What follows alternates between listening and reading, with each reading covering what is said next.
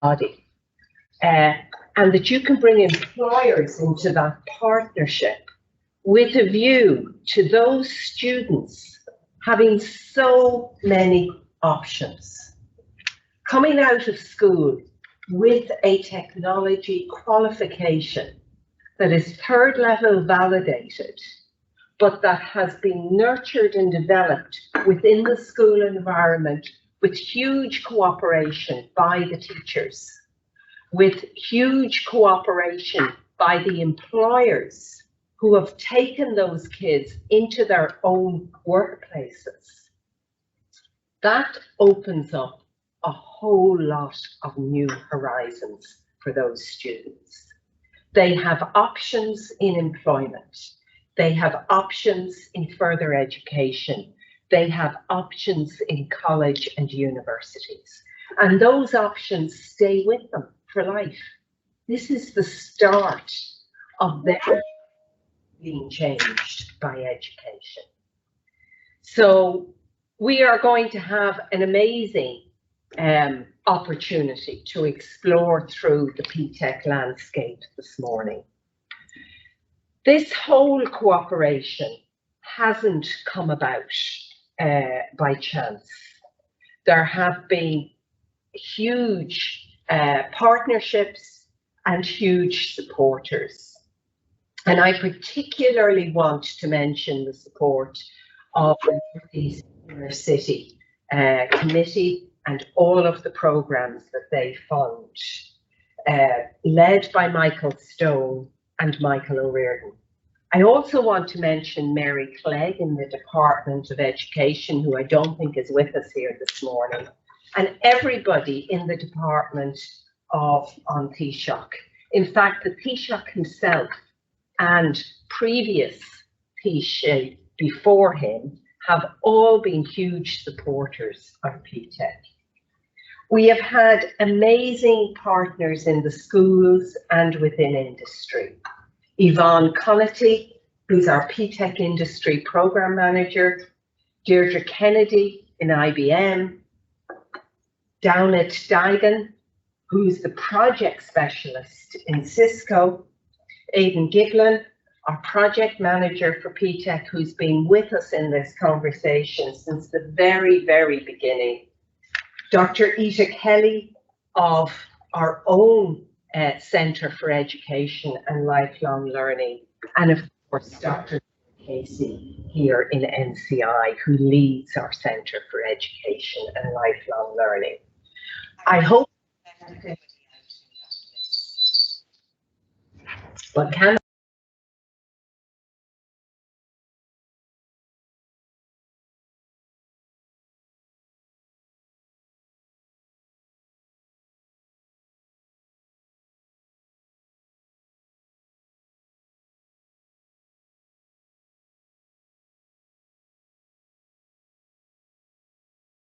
their work. So I'll pass you back to Leo to let you know a little bit more about this morning's proceedings and introduce our next speaker. Thank you, Gina. Thank you for your supportive words. And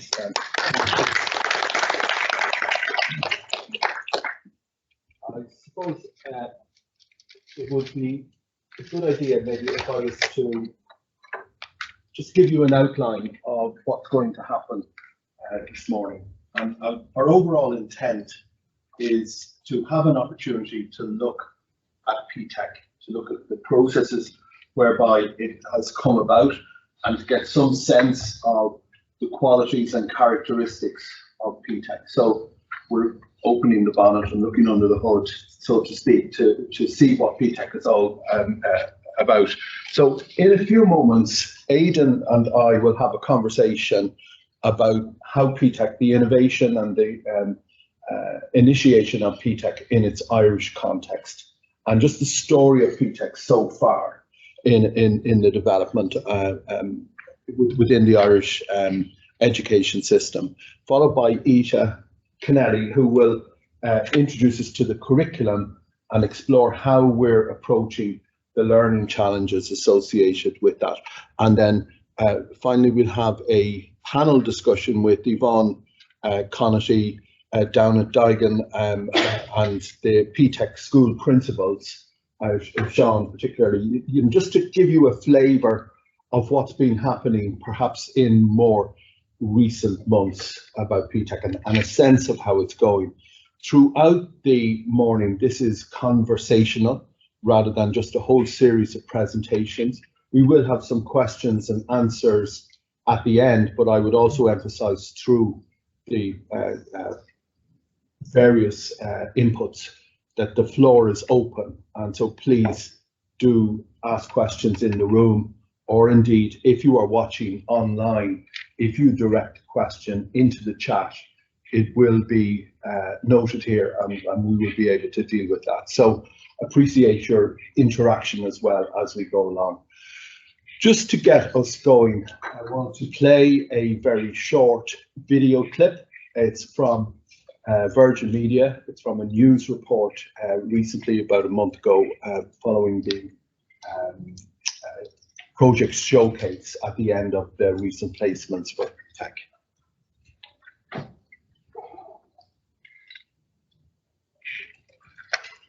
A pilot programme for Irish students to find pathways to careers in technology and elsewhere has seen students complete a 6-week work experience programme.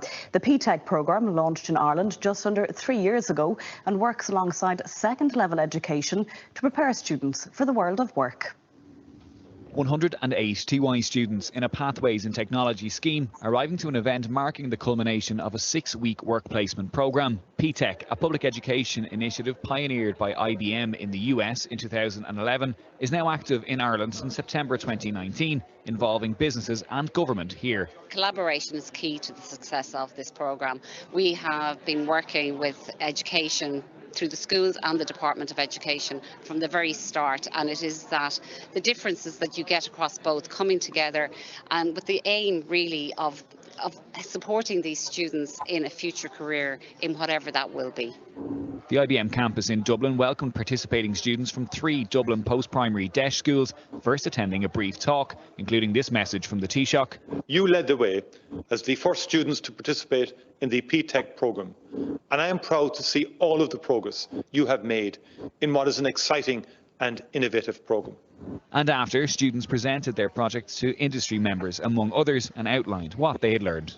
It was definitely extremely helpful for the future, because these skills can be transferred into my daily life. It's been eye-opening, just getting used to working in an office with actual colleagues. You're not with your classmates anymore, you're with your co-workers, you're not with your teachers, you're with your bosses, and it's so different. This is the first group of PTECH students who will now continue working with the programme through to 6th year. Rob O'Hanrahan, Virgin Media News. So that just gives you a flavour, and Aidan, I invite you to join me on the stage here. And we're going to introduce how PTECH was introduced into Ireland. Very briefly, just to give you the key ingredients or characteristics of PTECH.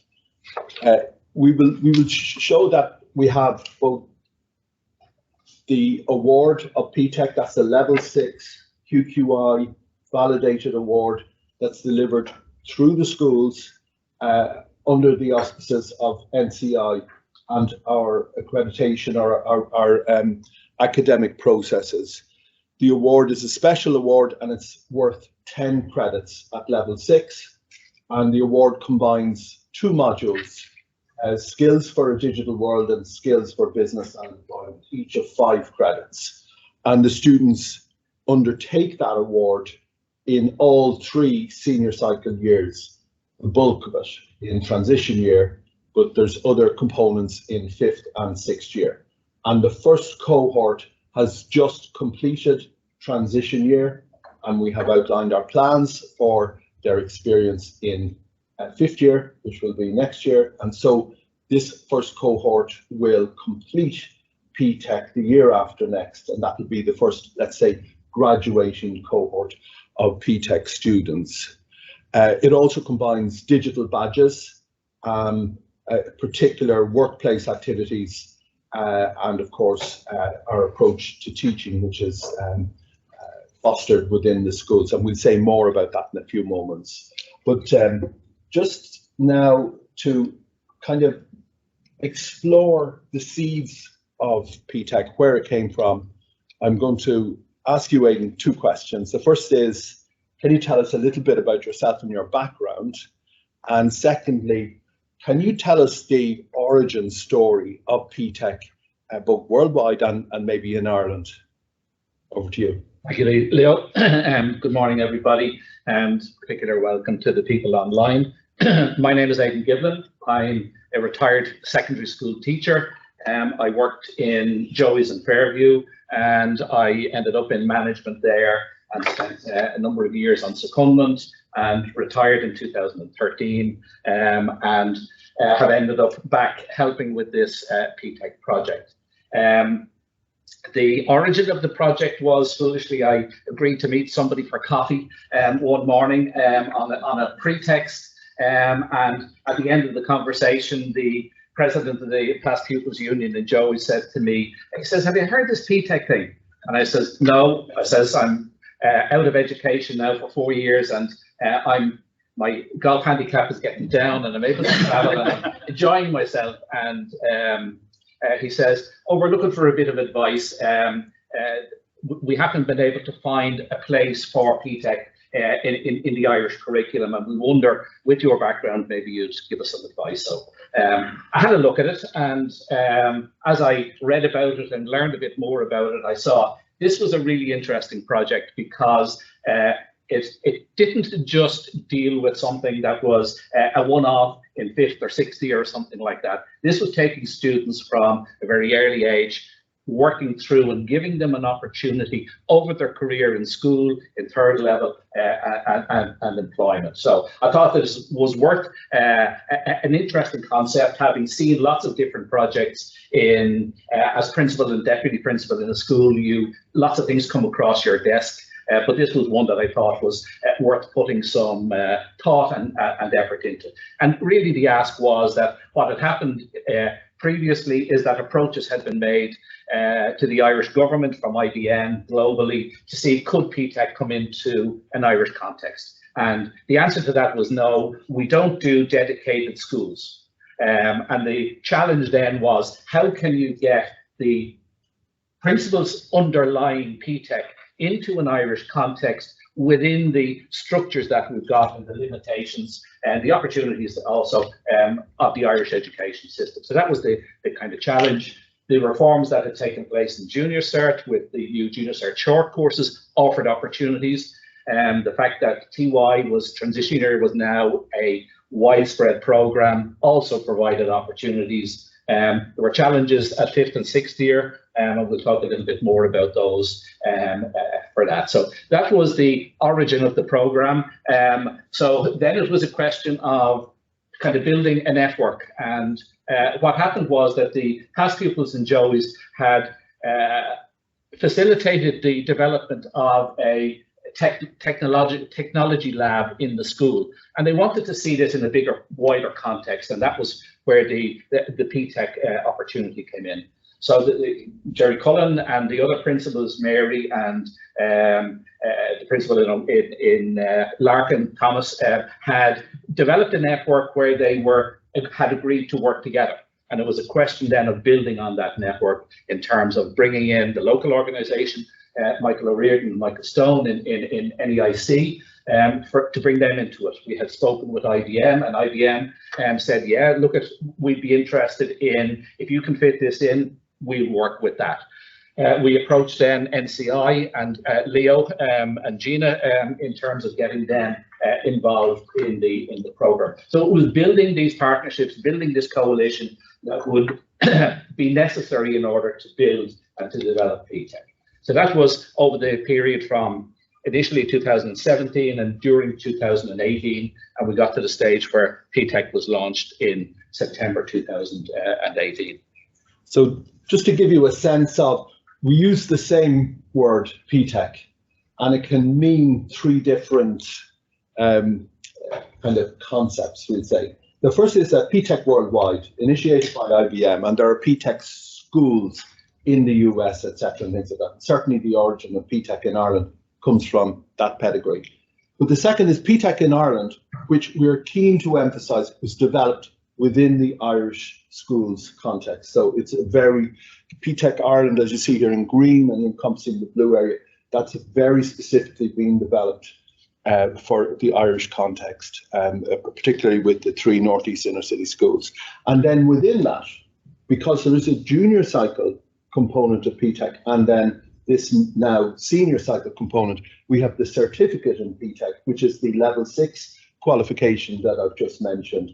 So the certificate in PTECH is the main focus of our conversation today, but you can't understand that unless you see it within the context of the junior cycle experience of PTECH within Ireland and the PTECH Ireland as an example of PTECH worldwide, an initiative worldwide, which has common characteristics, common underpinning values, such as collaboration between industry and schools, such as providing young people with early experiences of what work means and what college life involves. So they would be worldwide characteristics of PTECH, but the formulation, the curriculum, the manner of delivery, they're very different from one country to another. So we're at pains to point out when we were developing this and getting the award approved that we did not inherit a method, a curriculum, a particular set of practices and just apply them in the Irish context. No, we took the overall values and purposefully developed a bespoke approach to PTECH for the Irish context. And that then was, if you like, the task of National College of Ireland. And for us, Gina's already mentioned that PTECH was right on our mission to change lives through education. And also our focus of that mission is, see it maybe globally, but also how could we achieve our mission if the lives that are closest to us here are neighbours in the northeast inner city, which is where we are located. They're our community. And with the ELI and with many other activities that we're involved in here in NCI, we focus our attention to changing lives in the northeast inner city. So it's a really good fit. And then pedagogically, like from the point of view of designing a new approach to level 6 education, there's a challenge there. And it's a really interesting challenge to try and say, well, okay, how can we work with schools, with school teachers? How can we deliver something that meets those needs? We have a lot of experience in developing our modules for our first year students here in our schools of computing, schools of business, education programs.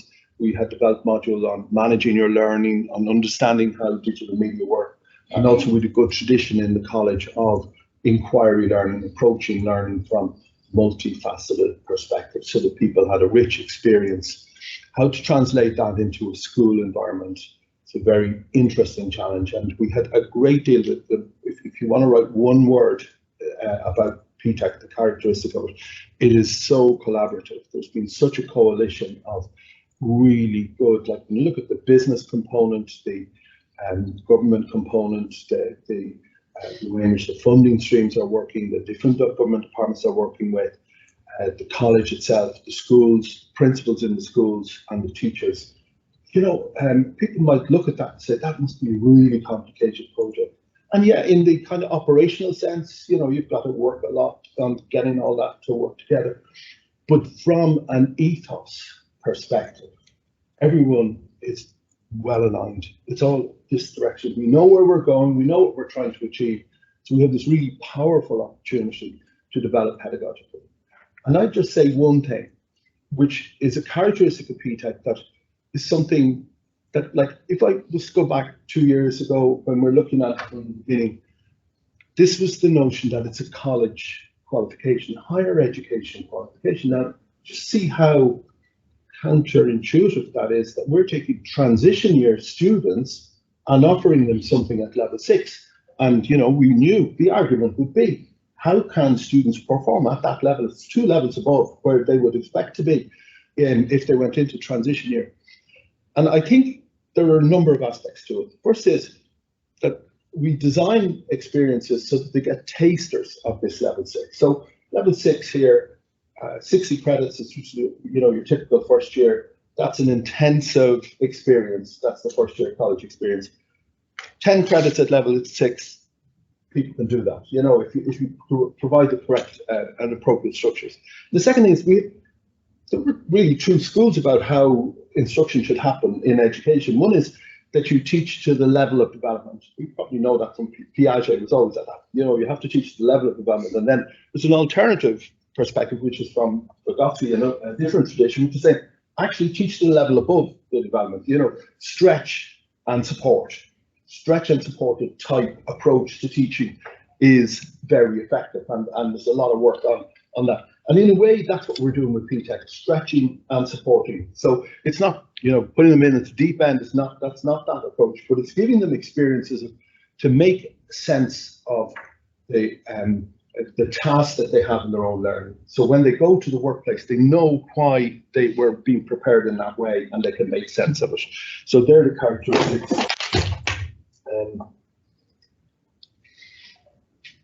Aidan, I'm just going to ask you to, let's see if I can ask this.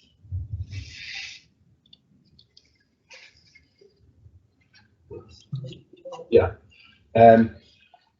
We've kind of dealt with that in a way. Yeah, if I could just say a couple of things about this, that one of the ways that in reflecting on PTECH, and you can look at it as kind of the top-down approach. And initially the top-down approach, global company coming to the Taoiseach, asking the Department of Education, could this work? And the answer was clearly no. An American model, a dedicated school, wasn't going to work in an Irish context. The bottom-up approach involving the schools, the industry partners, the NEIC, NCI, this approach was able to develop and to identify what are the needs on the ground. What do these students need in order to be offered an opportunity that they can succeed? And in developing this structure here, we were then able to approach the top-down people and kind of say, listen, can you buy into this? Can you support that? So both the bottom-up and top-down are necessary for a program like this to work. It's not, it can all be bottom-up. No, it needs both. So that if we take it at an industry level, the schools themselves couldn't provide what the industry partners provide for us. And just as an example of that, PTECH is a global education initiative. They have a platform called Skills Build. And this is one that's available and developed by PTECH, by IBM globally. And this is available to the students, and not just to the students in PTECH, to all students in Irish schools, which is a skills badges, which are industry recognized. And that kind of large-scale development couldn't be done at a local level. The involvement of government through the Department of the Taoiseach, the Department of Education, and hopefully in the future the Department of Further and Higher Education, that involvement is critical because they're the funders, and it can't happen without them. The involvement of the third level people in NCI again has been critical in terms of the development of the program. So both bottom up and top down are necessary. But the lower end of it, and identifying the needs of students, the resources that are required in schools, the CPD that's needed for teachers, the support that the schools need is critical, and it can't work without that. And organisations like NCI have been critical in providing that on-the-ground support, knowing what's needed, knowing how to deliver that, and that's the reasons for the success of the programme to date. If I just kind of talk a little bit about this in terms of partnerships, I think again have been critical, and the work that I've done funded by NEIC has been critical in facilitating these partnerships. We have the schools, we have the third level, we have industry, we have government, and we have local organisations. But at the centre of all this are the students, and we know the students that we need to provide a service for, and that's the focus of it. And yes, there are lots of complicated relationships here, and industry might not have the same handle on the kind of students that we're talking about. Local organizations, government have different agendas. And it's a question of trying to say, okay, look, this is what PTECH is about. This is what it's going to provide for students, and how can you facilitate that? And it's in having those conversations, both within the organizations, within the schools, what do we need to do to facilitate this? So Sean and Thomas and Mary have had to adapt timetables. They've had to reallocate teachers from one area to another, willingly in all cases so far. There's a change in terms of the emphasis in terms of the curriculum. We would hope that that all has a positive impact, but those discussions and those conversations have to occur internally. In an industry perspective, from their perspective, it's been exactly the same. They have been hugely supportive in providing mentors. So in the very first year before COVID came, I remember being out in Joey's and 40 people from IBM coming to provide mentorship support to the students in the school. That doesn't happen kind of at random. Work had to be done within the industry partners to, you know, explain to the people what they were volunteering for, what they were contributing. In terms of government departments, in terms of NCI taking this as their second level education initiative, all of those kind of conversations happened within the organizations in order that those could contribute to the overall project of PTECH. So yeah, just in terms of what would you see as key character, Leo, as key characteristics and values in the PTECH program? So we're explaining that process, that dynamic process, and remember as well that the development of the PTECH curriculum was within that process. We were earlier discussing this conversation that we're about to have and said, look at all the lines of development, you know, the development of the various agreements, actually the structure for how it will be delivered, the development of the teacher professional development itself. As I've already mentioned, the development of the QQI award and getting that validated, which is quite a rigorous process. And so we've had to work through that and work with our peers and an expert group and have them be convinced that what we're doing makes sense and that it's worthwhile and that it meets the quality standards. Beneath all of that, and with the input of all of the businesses and the schools, and I remember in rooms like this, we had workshops, more than one, facilitated workshops to try what will we do, and it was a fantastic process, I'd have to say. But in the end, this notion of foundation of PTECH upon four values, four core values, and then up from the values you can have the learning outcome statements, and from the outcome statements you can have the activities and the assessments.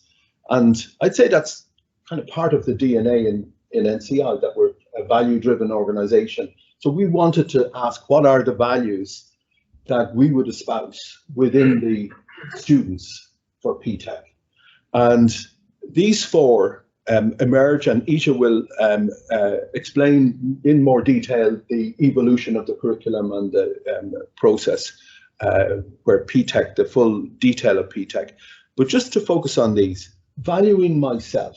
So for a young person going into transition year, knowing about themselves, knowing about like growth mindset, having a sense of how to organize themselves, a sense of agency in the world. I think this is really important and something that they value. Valuing other people, collaboration, which is a core component of workplace competencies. And when we ask employers, they say, we need people who can collaborate and who can work together. So understanding how the world works through collaboration. Valuing challenge, understanding that you're going to encounter new situations that stretch you and that these are your growth opportunities, provided that you have good structures to support, but at the same time, there are challenges within this. And then sustainable development goals, you know, and having a sense of, this is our world, we better look after it, we better see to the future. And young people, as you know, are big advocates of that. So valuing our world and building that into it. So these are the founding values. Now, when we use the term value, and I often ask people, what's your values? And they start listing words. So I value this, I value that. And we do exercises sometimes with postgraduates on what we really mean by values. And I always say a value is a tendency to act. So if you value scientific thinking, you have a tendency to think in that way. If you value yourself, you have a tendency to look after yourself in your own wellness and your core stable self. If you value other people, you have a tendency to collaborate and to respect and to listen and to be a good co-worker. If you value challenges, then you kind of don't shirk and walk away from them, but you try and explore them at the same time so that they don't overwhelm you, but at appropriate levels of challenge. And if you value our world, then there's actions that you can take in connected with sustainability. So it's actually quite well connected with learning outcome statements, because when we look at what we see as a learning outcome, we say knowledge, skills, and disposition. That's often used, knowledge, skills, and tendency to act. So actually values underpinning outcomes works reasonably well and has worked as the core of our particular approach. And then in terms of learning, you can either maybe teach the subject or you can teach through inquiry, and most people learn through combinations. But for teachers, for professional teachers, highly experienced, highly dedicated, and passionate teachers that we've worked with, we wanted to support them in their own professional development on the challenges of teaching in this way and how this would work. Remember, the connections with what happens in the workplace, that's new for teachers as well. Understanding values and how they can be incorporated into a curriculum. So we developed a level 9 professional development certification for our teachers, got that approved. So the teachers who are delivering PTECH are themselves have had an additional purposeful bespoke professional development micro-credential that we've been able to deliver for them. And then they in turn are delivering the PTECH in the schools. So in a few moments, Ita Kennelly is going to take you through the curriculum, and as a kind of a break in between, I'm going to play another video. This one was put together by the Department of the Taoiseach, and we just got it yesterday, and we're very excited to show it to you. So give me a moment while I explore the technology here.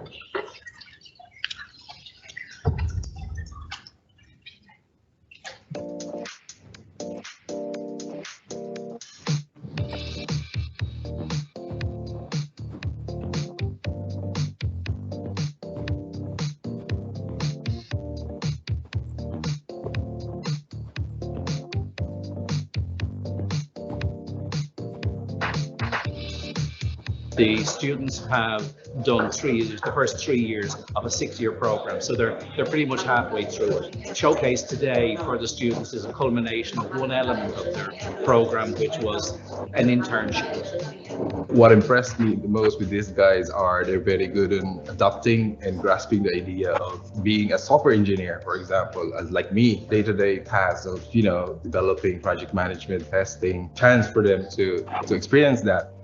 We started off with the students, with the interns in the school. Obviously we had challenges with COVID and office space, but we started with them there. And then on the second day, we took them into our office and saw an immediate change in how they approached everything, which is wonderful. They kind of realized it was a professional job, and they weren't in school, and did a bit of design thinking with them to try get them thinking creatively on how to improve one of our products. What I would say to the people who've been involved in the program is just well done. It's a hard thing to do, to come into somewhere for 6 weeks and work. I know a lot of them didn't have experience with the type of projects they were doing, so you have to adapt to that as well as adapting to the new lifestyle and a different kind of environment. So it's really good that they've put the work in, they're getting the results. It's such a good program. I've been so impressed with PTECH. I keep singing its praises to everyone. For students who participate in PTECH, I'd say just to give it your all, because people always say what you put in is what you'll get out, but with PTECH it really is like that. If you don't put in the effort, you're not going to learn anything. You're not going to get the opportunities that are available for those who put their best foot forward. My favorite part on PTECH was build my confidence, talking with those people that I didn't know, learn new skills like presentation skills. And I think this experience will be really fun and you'll make you improve new skills, and it'll make you build your confidence. I always had a very set mind on what like office would look like. Working with Cisco and stuff and working with PTECH, my mind has opened a lot more. I'm working with people who I would never have spoken to in school, but it would just work so well because it's such a nice like company. It's PTECH kind of gets you engaged. I would have met these students when the program started at the very beginning. I would have gone around to each of the schools and you meet these young, shy 12, 13-year-olds. I see them here today. They've grown in confidence. Their abilities, their skills, their self-awareness have developed. Hopefully their ambition have grown, and I look forward to seeing them develop over the next 2.5 years until they complete the PTECH program and know that they have the ability to succeed in the world we live in.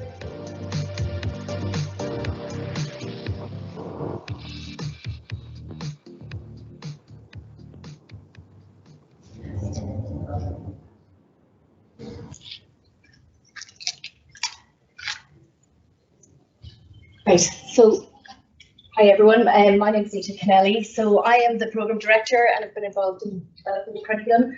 I always say this every time I talk about PTECH, it's an absolute pleasure. I absolutely love it, very passionate about it, love working with the people I'm working with, had wonderful experience getting to meet the students and the teachers in the school. So every part of this, even those days where it can be a bit tricky, have actually just been so enriching.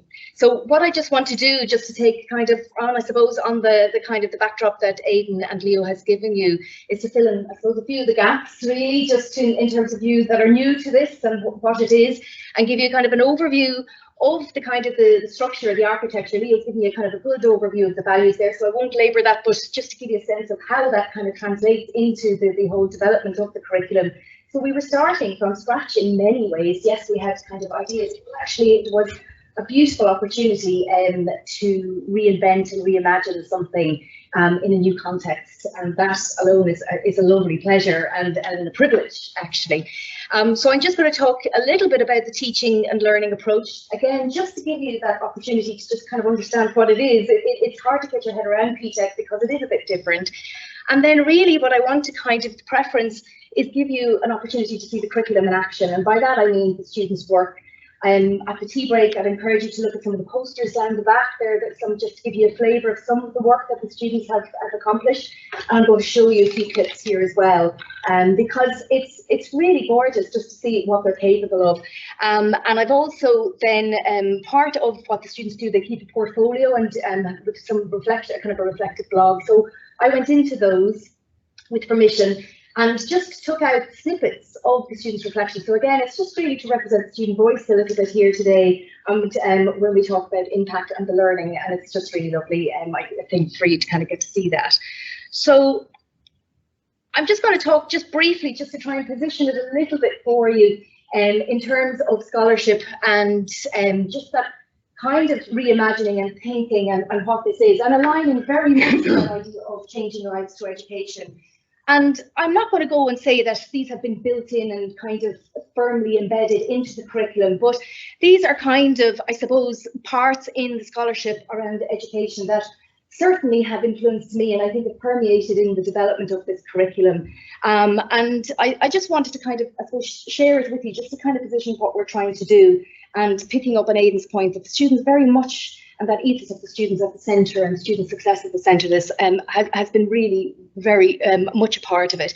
So the first one, and I just put little kind of icon images in because I kind of am a visual person, but for me that idea of Bourdieu's kind of cultural capital and habitus was always at the heart of this for me, and it's that idea of a bridge and that deservingness, that value, that self-belief and value that you can have these pathways to further higher education or to those jobs or those high-end jobs, and that's very much inculcating that kind of self-belief as a foundation stone. So yes, we have a focus on skills, and yes, and a focus on digital and careers, but actually first we want to give people the belief that they can get on that pathway. So that idea of cultural capital, that sense that you can be part of that world that might be across the water in those big tower buildings, but actually you absolutely can do, is very much as central in this. Again, I've always been really taken by the capabilities approach, and Marta saying and Martin as well. And it's again this idea, it's like social justice.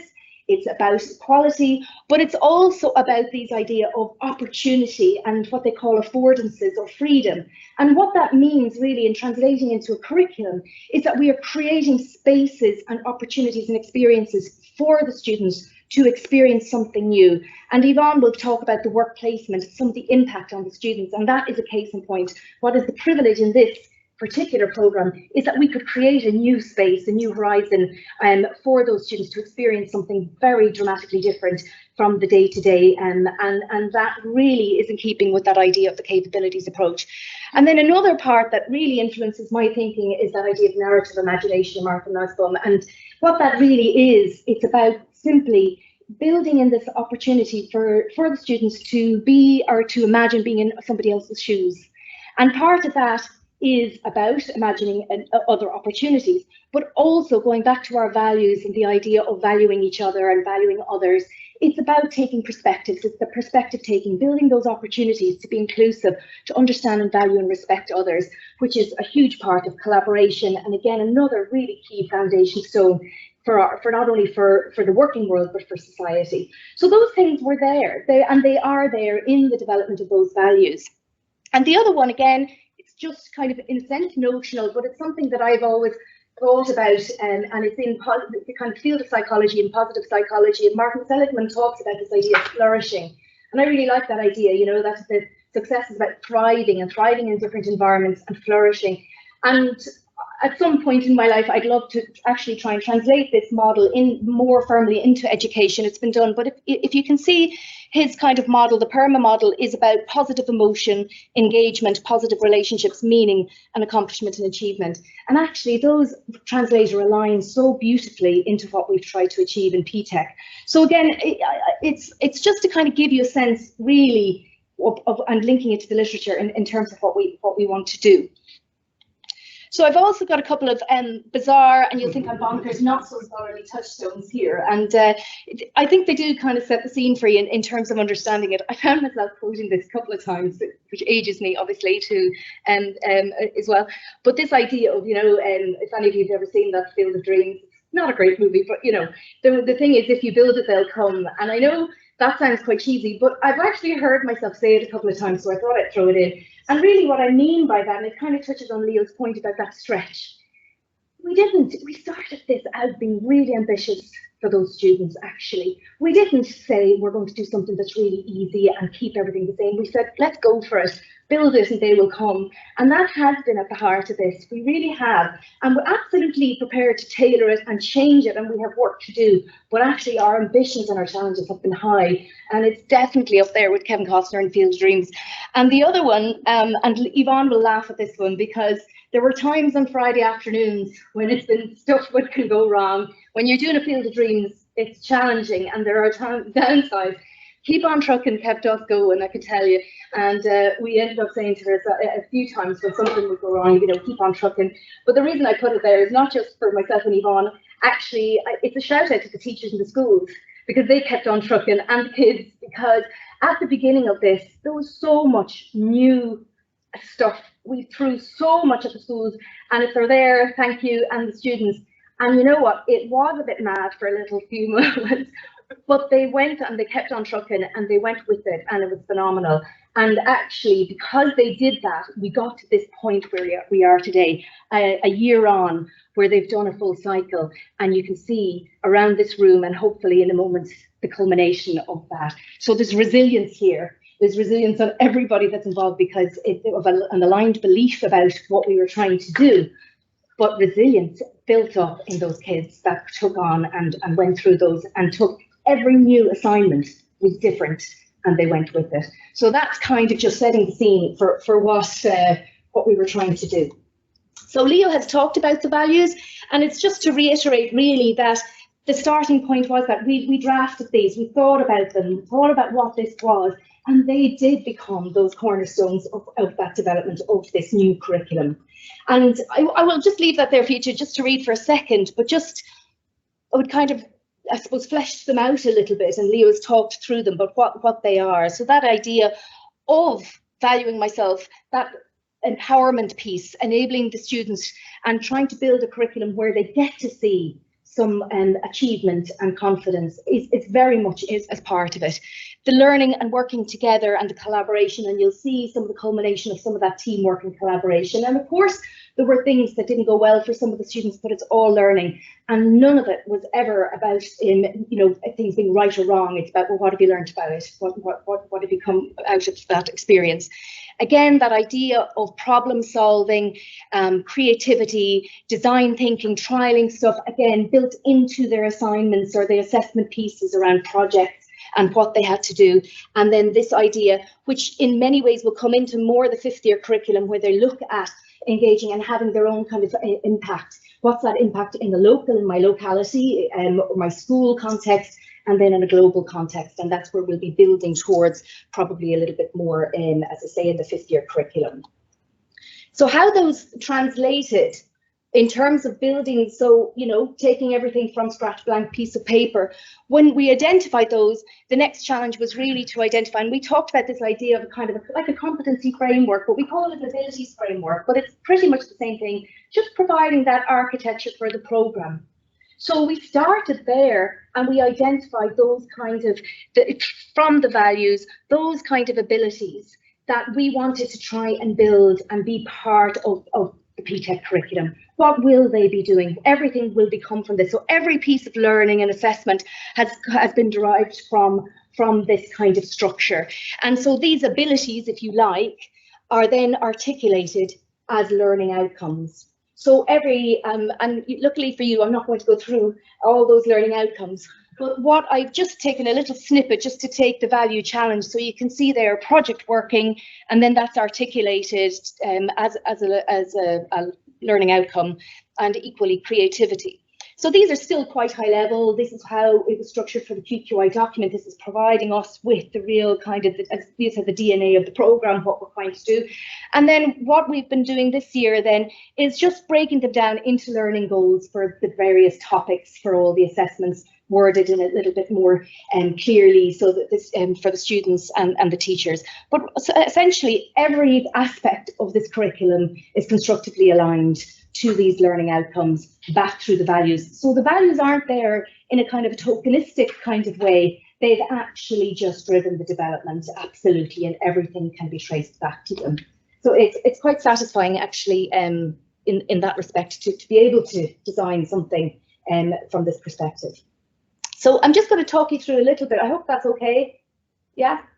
In terms of just the teaching and learning approaches, and just give you a flavour of the kind of stuff. What are they doing? What are they learning? Actually, what are they achieving?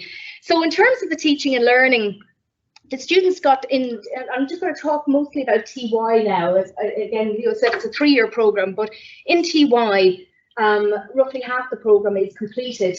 So the students had approximately 6 hours a week. So we had that lovely opportunity to create a space for lots of activity and learning in TY. So they were supported by the teachers in classes. They were also set out a number of the skills build digital badges. So we were trying to, again, build up that opportunity for them to do some independent learning. We identified a number of core badges that were linked into where we thought they needed to learn, for example, preparing for the work placement, a few of the kind of digital skills. Again, we wanted the program to be inclusive. There's lots of badges that are quite technical. So we created space as well for students who are really strong in those areas. They could go and do extra badges, but the ones we chose were hopefully doable by most, if not all, students. That was it. And I think we did a bit of tweaking there, to be honest. There was one that I think some of them struggled with. So again, we can calibrate that. The work placement was a huge part, and again, 6 weeks work placement with the industry partners. And I'll talk about that in a moment, and Yvonne will be able to give you kind of a stronger sense of the third part of today's session. But it's been an absolute phenomenon for so many of the students. They got so much out of it, this idea of being out of their school environment, classroom environment, into working, and then having to do projects quite structured, which I'll talk to you about. Another really key feature of the program, and we kind of went for it, and it was a bit of a struggle to get it all done, but we designed the students have their own virtual learning environment with Moodle Cloud.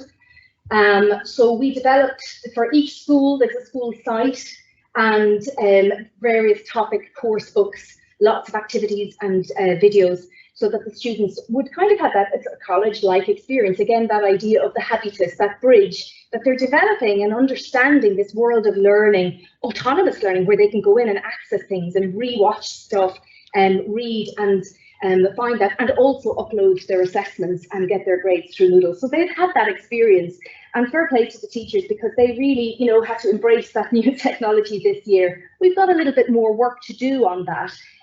There's more, you know, for us to bring the students into it, but certainly through the work placement, they got a great kind of opportunity to use that and upload things and share videos. So really, really lovely kind of aspect. And here you can't probably see it there, but it's the project work and the that the students have done, and I'll show you that. We also have, as part of our teaching and learning, taster sessions, and they'll be doing mostly those in 5th year, but we will have 1 or 2. COVID kind of restricted us this year, but the idea is that they come to NCI and we'll have a couple of kind of lecture experiences themed around the content of the programme, whatever may be assignment that they're doing. And it'll be a mixture of lecturers from here or people from industry, depending on what that is. But again, this idea of that bridge to the work of worlds, but also to the college life, that they can say, oh, I've been there, and kind of that familiarity or habitus. Reflection has been a key part of it.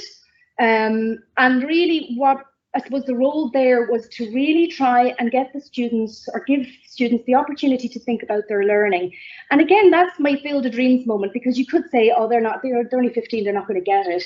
Well, actually, a lot do. Yes, they struggled a little bit at the beginning, but the more the programme went on, the more they got the opportunities and had to write little bits or do things, the more you see it. And I will show you a sample of those reflections at the end, just to see what they were actually capable of doing. And then I mentioned that they also then developed, as part of one of their projects for the Skills for Digital, their own e-portfolio, which they'll have for the 3 years. And the purpose of that is kind of multiple kind of purposes, really.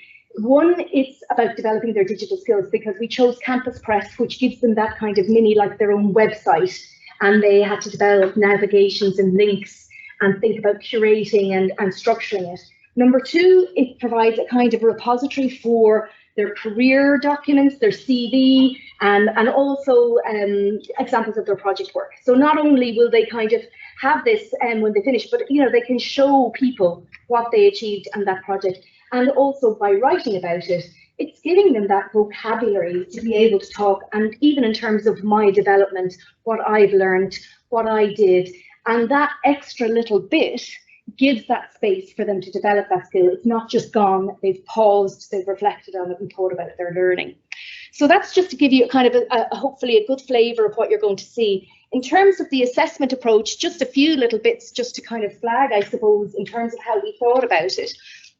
And for the Skills for Business, we kind of went for low stakes, so they did lots of little small 10% low stakes assessments. That was giving them variety and opportunity to develop lots of skills, but also, again, aligning to that idea of building confidence and skills, that they do it, they learn from it. So they do one project, they realise they've missed a few things. So for the next one, they know, oh, hang on, I never did. I'm going to check that I have, you know, included everything or whatever. So the students have had that learning in those little assignments in Skills for Business. And then in Skills for Digital, it's more project based. So we have 4 kind of projects over the 2 years. So this year they've completed 2. One was their e-portfolio, and the second was the project in the work placement. So kind of chunky pieces of work was a group project. In 5th year, there's another 2 project pieces for that. There's a mix of individual and group. So again, opportunities to build skills that they might be interested in themselves, but also opportunities to work in teams and develop that kind of understanding of how to work with other people and get consensus and to negotiate. Opportunities, as I mentioned there, for formative feedback, so the teachers being able to give them that, so the learning is happening throughout, not just kind of a high stakes assessment at the end. They use the VLE to upload it. And for every assessment, created a detailed assessment guide for the teachers, but also a rubric, so that the students could access that and the teachers could share that. So everything is transparent. They know exactly what they're going to be assessed on. So again, they're building up that assessment literacy, which is very much in keeping with what they'll be doing in college. So again, this idea of habitus, this capital that they are getting, this experience to be able to understand how that works, even in a college or further education environment. It's absolutely in keeping with what they will experience. And then that idea of those embedded reflections. So I think that's kind of mostly what I wanted to say about the structures. I wanted to kind of share that with you and then give you a sense, I suppose, of what the students will be doing. So this is just a little kind of slide that I did when I was out for IBM, but it's actually a nice one. It's just showing you the TY and just to give you a sense of what they actually did this year. It's kind of mind-blowing, actually. So they started off and they did, their first assignment was the growth mindset poster. You'll see a few of them around there, which was a kind of a way to combine that personal development, that idea, and they loved it, about mindset, about dealing with challenges, about learning, getting them to think about that, and also then to translate it and use Canva to create posters. So a combination of their digital skills, but also that personal development side. They also did a personal development plan and they learned about goal setting, and they had to think about some of their goals and set some of those out. Again, they had to talk about and think about motivation and what that means and where they fit in their own learning. So quite different, you know, it's not me just sitting in a classroom and the teacher is down to what the teacher tells me. It's, oh, I have a role, I make some choices in it. And some of them really, really understood that, and it was fantastic. They, as I mentioned, did their e-portfolio. So they had a number of, they did a badge on visual principles of visual design. So they were looking at that, developing their digital skills, but also thinking and using the reflections and their writing skills within that. As part of their career tool set, they developed a CV, they did some company research in one of the industry partners and a letter, and that was all, and a mock interview, all as preparation for the work placement. And then what we did then is kind of build and have a lead in to the work placement where they undertook their project, 6-week give or take group project, which was structured, and I'll show you that. And as you saw in some of the clips there, they presented to industry and they were amazing. Anyone who was looking at there that day in IBM, it was just amazing. You just walked around and you just saw these groups in front just talking confidently to the heads of industry about their projects, and it was really phenomenal. And they had done a lot of work and prep on presentation skills and workshops, but they got there and they did it, and you will get a sense of that and as well from some of the stuff. And then after that, the kind of capstone for the year was a kind of a wisdom from work placement, and I'll show you a sample of that in a moment. And that was really about a reflection. It was more than that though, because they had to create a video about what they learned, and then the idea was they share it with future students. So they went from my reflection about what I learned to what can I tell other people that's useful for them. So quite sophisticated kind of learning going on there, as well as the digital skills. So on that, I'm going to show you just a few examples, but I just wanted to kind of give you a sense of what you're seeing. So this is the growth mindset, and there's a few lovely ones down the back, but as you can see, just some gorgeous things happening here as they had to think and understand that difference about what that means for them as a person and their learning and their motivation if they have a growth mindset or a fixed mindset. And here's just a little quote that I think just kind of from one of the students. The posters are finished with the help of Canva, and now I have a deeper understanding of the website and how to use it. I have a better understanding of poster design and what a proper business would want from a poster made for them. This also gave me a little more knowledge of design in general. So I just focused on some of the skills there underpinning. So they did a lot of work talking and understanding with the teachers about mindset, but then they had to kind of put it together, but very consciously. They were very aware of what they were learning, and again, because of the reflections, they were able to kind of talk about that. In terms of the goal setting then, I just thought that I have a couple of examples here. PTECH has taught so much. I've learned how to plan my goals and achieve them. We call it SMART goals, where we had to fill in a table where they ask you questions about your goals and you have to answer very specifically. So I mean, that's it in a nutshell. These are just showing you that they were well able to absorb all of this. So here's just an example I just kind of clipped from one of the portfolios where a student is absolutely clearly telling you what SMART goals are and understands it. And he says, I've used this ever since I learned it and I've acquired great success from it. I definitely recommend using it every day with every goal, big or small, as it helps to achieve them. So, I mean, you're getting this level of kind of thinking about what they're learning and the use for them. And here's an example for one of the students, and hopefully you can see that. It's quite interesting. A lot of the students were talking about some technical skills, but this student's talking about learning, memorizing the Japanese alphabet. But actually, when you look at it, it is so well structured according to SMART. It is specific, it is measurable, it is achievable, it's relevant in time. So I just leave you there just for a second just to read that. I won't even try and read that out.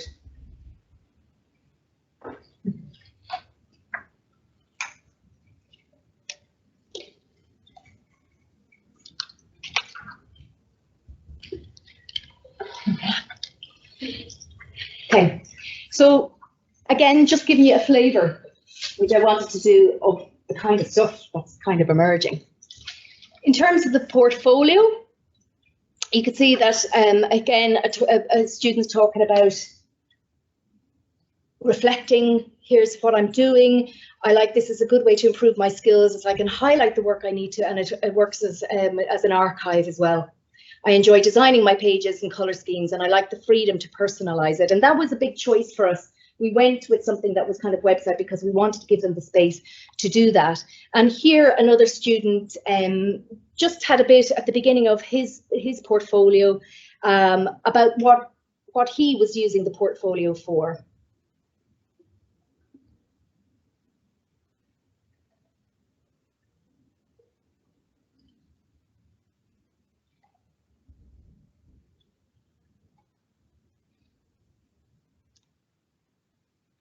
So just what they were doing, just to give you a sense of what they're doing in the e-portfolio, we had designed what the structure would be for all students. So yes, there is lots of freedom to personalise it, but they all do an About Me section. They have a section about their PTECH learning, their career, their blog, and then other useful learning. And then yesterday, I just received from the student here, from Larkin, and thank you to Larkin, a little video, which I'm just going to show you, hopefully. Just come out. It's 9 minutes, but I am going to just show you 2 minutes just to show you the video she did. Hi, my name is Tamsin, and today I'm going to be explaining my e-portfolio. So at the top I have a little button that says Tamsin's PTECH e-portfolio, so I'm going to just click on visit site. So here is my e-portfolio. So the first thing that you see when you go on my e-portfolio is just a little bit about me and my e-portfolio. I wrote a bit about what I'm going to be doing on Campus Press, so some of my coursework, share my projects, reflections, and other additional work. So to the side, I have a little menu of all the pages in my e-portfolio. So I'm going to explain a little bit about each one. So the first one I have is my About Me page. So on my About Me page, I have a content section. So this is the contents of my e-portfolio on the About Me page. So if you see here, the little blue lines, they are jump links. So I'm just going to click on my passions and interests, and that will bring me to the part of my passions and interests on my e-portfolio. So to bring me back up to the top, I have this little button which I added. So again, here's my jump links. Scrolling down, we see my About Me video. So this was an assignment I had to do. I'll just click on it. So I done a voiceover on this. I'll just play a couple of seconds of it.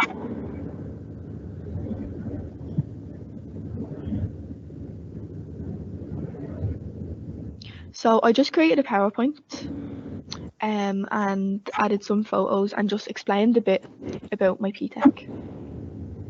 So that's what that video link is. And then here I have an introduction with a Bitmoji to the side. So this is me. And scrolling down, I explain a bit about PTECH. So basically just what PTECH is. I was explaining a bit about a work placement that I got to be involved in. Okay, so I clipped it there. It goes on and she goes through, and we asked her to do it because she put so much work into it, and that'll be a teaching tool for next year to show the other students just what's possible, you know, because it's hard for some of them at the beginning just to kind of get a sense of that. So it's just to give you kind of, I suppose, an idea of some of the stuff. I have a couple more, hopefully time will permit, because is that okay? So just to... Hi, my name is Tamsin. Here.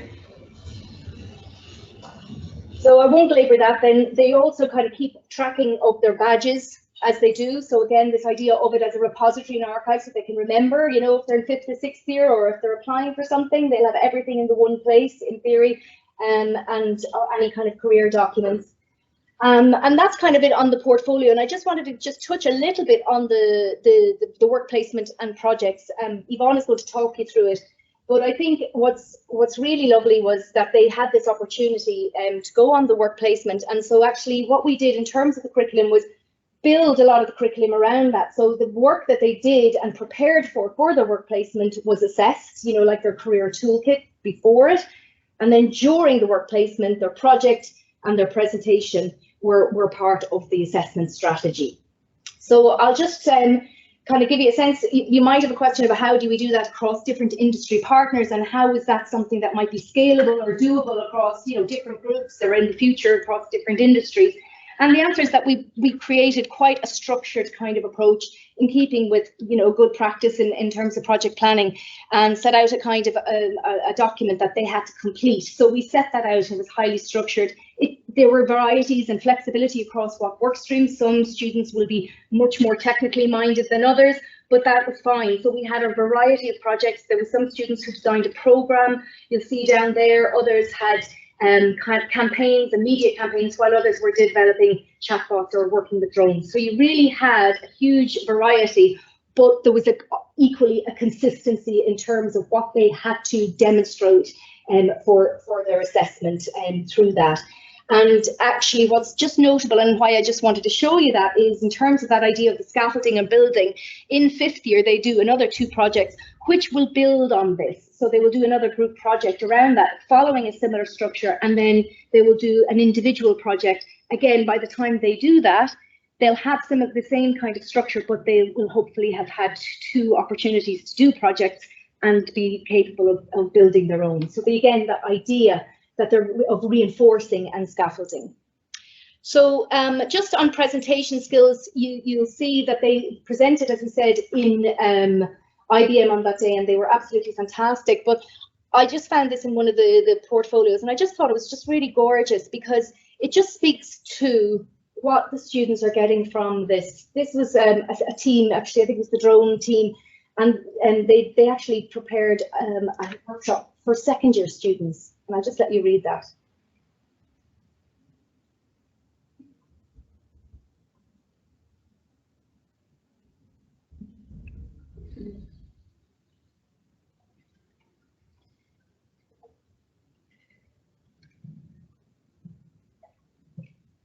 Okay. And then just the last couple, just to show you, there's a couple of storyboards. We asked them as part of their wisdom from work placement, to develop some storyboarding skills. So again, it's about communication. We wanted them to think about, what are you going to tell the students who are going on work placement? How can you teach them? And they developed these kind of storyboards as well as their video. And I'm just going to show you this video.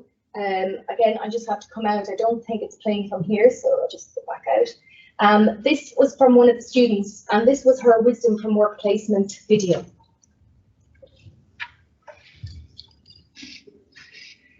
Sorry. Wisdom from work placement.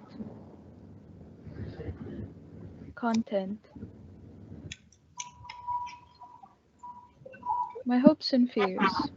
My internship with Irish Life was in February. I had high expectations and hoped to gain valuable experience from this internship. I wanted to learn more about what it was like to have a job and having responsibilities within a group. I was a bit nervous that I'd be unprepared in terms of work etiquette and how to act in a work environment. I wasn't sure if I could take on a serious workload and stay on top of a strict deadline. Highlights. The highlight of my work placement was working in the group I was in. I feel like we had a great dynamic, and I felt like I could rely on them to finish their tasks. It was very enjoyable. One of my proudest moments was when my poster got recognized and praised at the final presentation.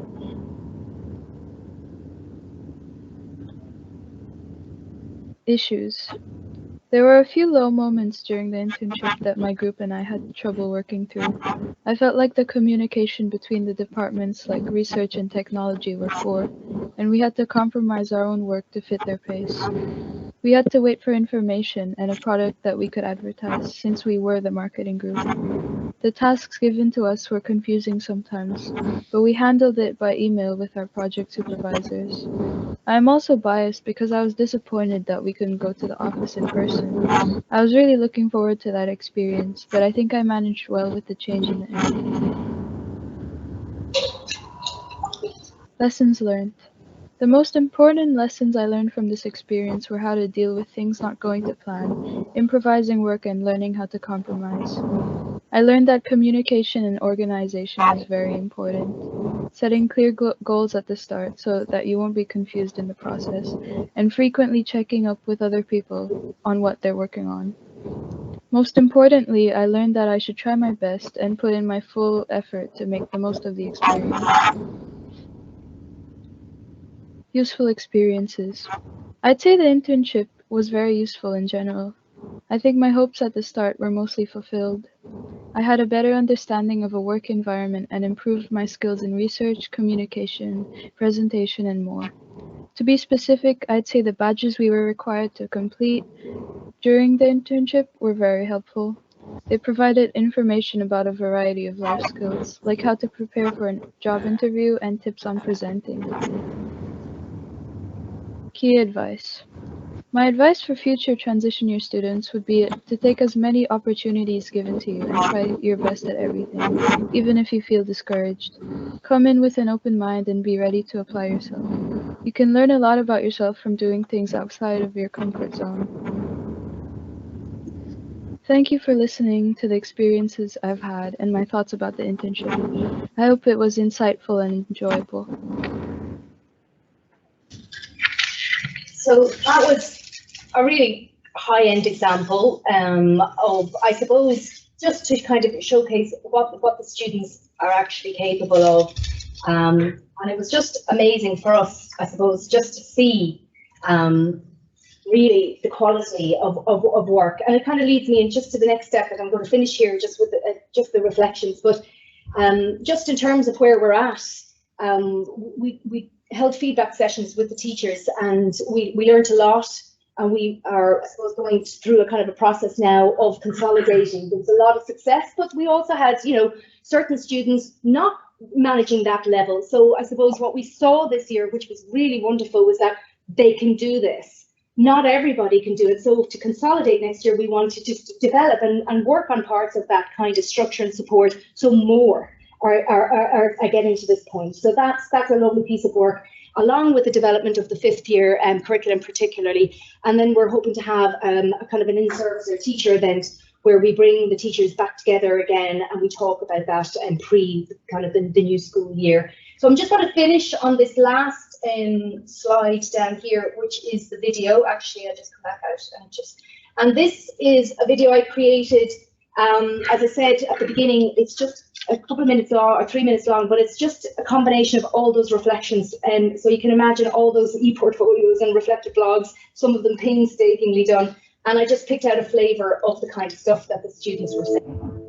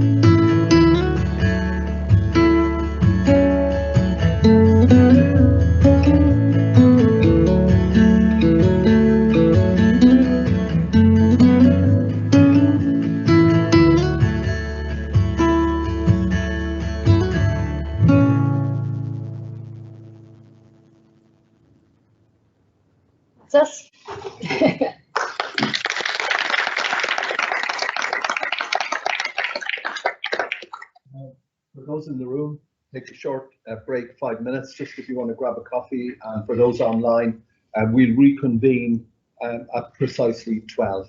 Okay, thank you. Thank you. Welcome back. What are you going to achieve? You kill somebody? Yeah.